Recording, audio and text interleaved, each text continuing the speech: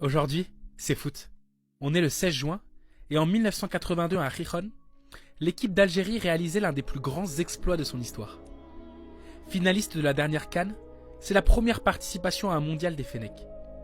Une équipe principalement composée de très bons joueurs locaux, comme Lakhdar Belhoumi, Salah Assad, le roi de la virgule, ou encore Rabah Madjer.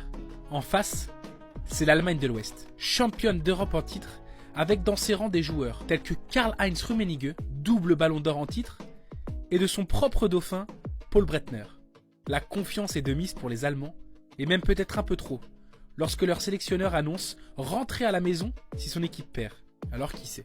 La première mi-temps est assez terne, 0-0 au bout de 45 minutes, mais une certaine tendance se dessine. Les attaquants algériens sont rapides, techniques, et les défenseurs de la Mannschaft ont du mal. Beaucoup de mal. Puisque moins de 10 minutes après la reprise, Madjer reprend le ballon dans la surface pour donner l'avantage au vert. L'Allemagne est secouée, sifflée par ses propres supporters, et doit se ressaisir. Elle égalise alors à la 68e grâce à Rummenigge. Mais ça n'affecte en rien les Algériens qui, pleins de confiance, engagent une combinaison dès l'engagement qui surprend son adversaire. Son trio magique est mis à l'honneur et Belhoumi pousse la balle au fond des filets.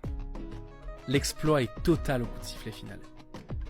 L'Algérie devient la première équipe africaine à battre une équipe européenne en Coupe du Monde. Malheureusement, la suite de la compétition va prendre une autre tournure et sera marquée par ce qu'on nomme aujourd'hui le match de la honte.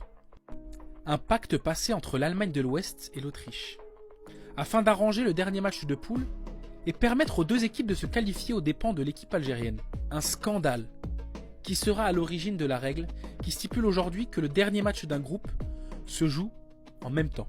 Mais l'essentiel est ailleurs. Cette équipe aura éclaboussé le monde du foot de son talent, rendu fier tout un continent et par-dessus tout, démontré que dans le foot, tout est possible.